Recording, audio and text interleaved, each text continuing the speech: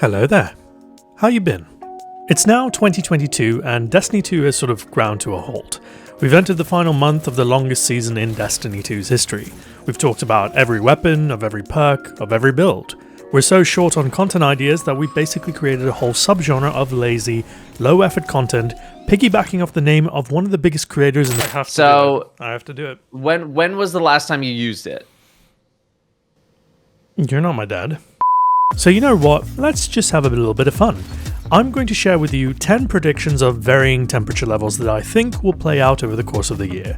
Keep in mind that this is just my opinion. It's not a serious video, and if you feel tempted to take offense, kindly go make a cup of tea and... Shut your stupid little mouth or I will shut it for you.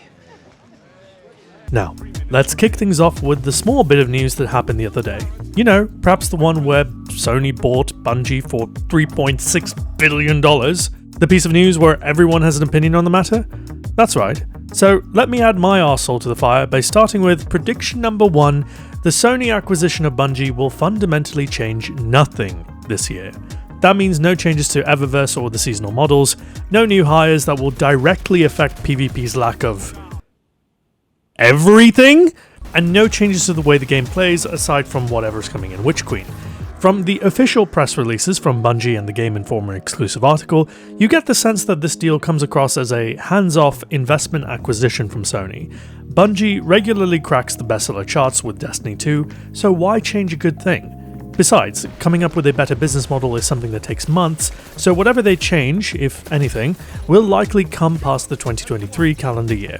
For us fans, I'm predicting that it will just be business as usual for a little while moving forward. Speaking of which, here's a hot take for the business to come. Prediction number 2. The Witch Queen will be the best expansion yet of Destiny 2's entire history. Now, I know you're going to have your favorites, we all do. Some of you love Forsaken, some of you like Rise of Iron, and there's at least one of you weirdos out there who thinks Curse of Osiris was unironically good. And to you, I say, stop it. Get some help. But I have a few reasons why I think the Witch Queen will be one of the best expansions we have had yet. The first is the fact that the narrative campaign is shaping up to be one of the best ones we've ever seen. For the last year to year and a half, since the arrival of the Darkness, we've been leading up thematically to a grand showdown with Savathûn. The seasonal narrative that has been playing out since Season of Arrivals has been following a slow but steady arc towards this moment, with each season expounding upon new themes and character arcs, all in service of a grand payoff that will be the Witch Queen's campaign. And yeah, I know, we know nothing about how this will actually play out, or if it will be any good, but I have faith it will because it seems like finally, attention is being paid to telling the story in front of the gamer playing it, rather than not so subtly Fedora tipping us to read the grimoire elsewhere. Bungie have been on a roll with this recently, with each season becoming progressively better, with characters that have actual depth to them. That, and once a month Bungie employees go on Twitter to shout the company's name like they're a Pokemon, so they must be excited about something. The second reason is weapon crafting. I'm making a prediction that this will be the single biggest revolution to overall replayability in Destiny 2 than anything that's come before it. I don't see the grind being completely eliminated with the addition of this feature, rather refined. And I think by allowing people the option to create multiple roles of their beloved weapons, it will help change how they play and use the weapons as time goes on. Just please stick the landing a little bit better than Transmog, and we'll be all good here, Bungie. Let me show you how it's done with the sponsor of this video, me! After much demand, I've started a Patreon account. You all know the drill by now with Patreon, but if you don't, it's a platform where you can support your favorite creators in exchange for a private Discord channel where you can harass me every day as to when I'm starting the OnlyFans account. Soon. I swear to The Patreon will be the exclusive home of behind the scenes content as well as early access to select videos here on this channel. I'm also offering Crucible coaching courses where I can absolutely guarantee that under my direct tutelage, you will become a better player. So if you like my content and wish to support my endeavors, head to the link in the description below. You have my utmost gratitude. Right, let's get back to the video. Prediction number 3. Someone's going to die with Witch Queen, and I think it will be Ikora Rey. Every good story needs a central conflict to thrive, and that conflict is more meaningful when the audience has developed a strong attachment to the characters.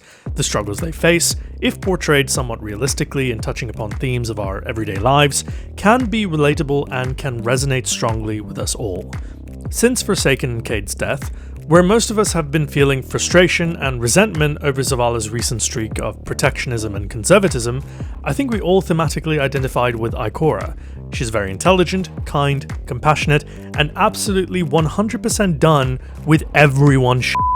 Her proper reintroduction with Season of the Splicer and the trajectory that is being laid out for Savathun's return has me believing that she will be a central protagonist come the Witch Queen, which means she's one of the prime candidates to pass away in the fight to take back the light.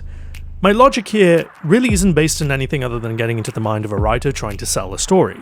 Sure, you can argue that it would be cheap to kill off a main character for the sake of story progression and adding emotional weight, but that's exactly what happened in Forsaken, and people remember that campaign really fondly.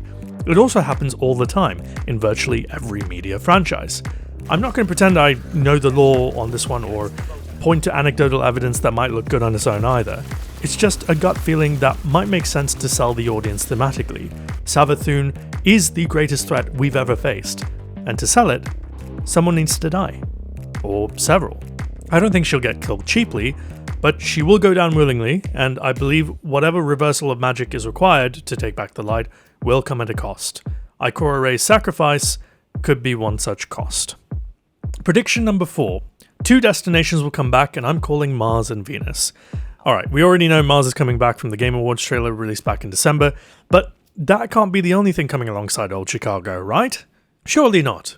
With Savathun taking the light, perhaps some understanding of the nature of the light and how to harness it lies within the hallowed halls of the Ishtar Academy on Venus. Perhaps it could be reutilized to recover a lost artifact or craft a new exotic to help take down Savathun. Maybe it's just one of the more interesting planets aesthetically that could be revisited and incorporated into the narrative atmosphere. Look, it's Venus, okay? Home to the best Trials map in existence, Thieves' Den. It has to come back. Okay, I joke. And you know what? If the Ishtar Academy turns out to be completely defunct right now, goes to show I don't really read the lore that much. Sue me. I get things wrong all the time. Let's talk about something we actually have some experience with, hey?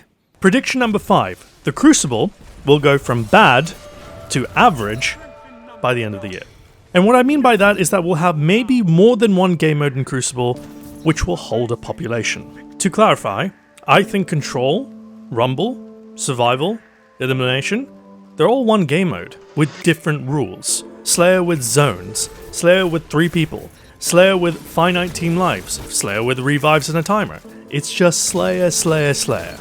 I want to see a Crucible that celebrates the diversity of its player base with maps and modes that are not only wacky but just plain fun. Like imagine if we got a version of Griffball, or maybe even something like Fiesta where everyone's just given a new gun. It probably won't happen, but with the addition of new and reprised maps and modes scheduled for this calendar year, the Crucible should at least start feeling a little less monotonous. Trials will get a loot refresh at some point, more maps will be brought forth, and hopefully Dead Cliffs finally dies the slow fiery death that he deserves and gets shoved into the vault. Time will tell, but the upcoming edition should make Crucible feel just okay, rather than the active horror show that it is right now. The additional personnel that have been hired for Crucible should inspire bolder risk-taking too. Like this. Prediction number 6. Hand cannons will be tuned out of the meta for a season, and then slotted right back in. The Sandbox team have been killing it with Balan passes for the last year. Not only do they constantly hit the problem weapons and abilities with appropriate and proportional nerfs, they're also open to revision and rebuffing things that were previously hit a little too hard.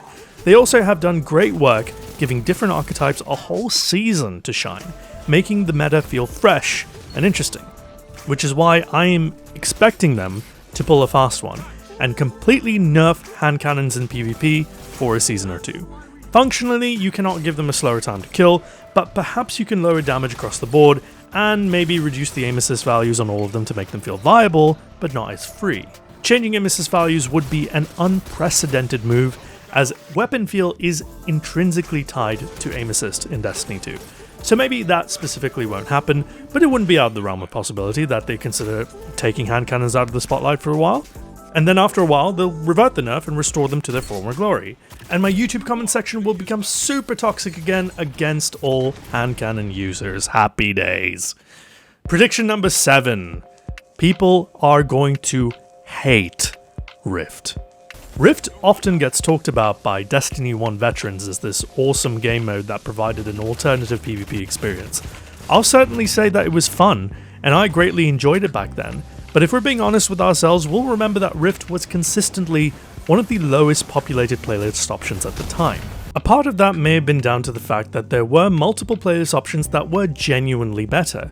There was Clash, Control, and Skirmish options to name but a few, but maybe it was the fact that the general Destiny PvP population absolutely sucked at playing objectives correctly. To this day, people still don't know how to win games of Control reliably. They don't capture zones, they constantly flip spawns needlessly, and don't consider reinforcing their teammates to hold a zone, choosing instead to run through to meet the opponents like they're Aragorn from Return of the King. In Destiny 2, the Crucible has done a poor job educating its player base on how to OBJ correctly. Compared to PvE, where there's some difficulty ramped via its activities, Crucible is just there, unaltered, uncurated, and unforgiving to the uninitiated.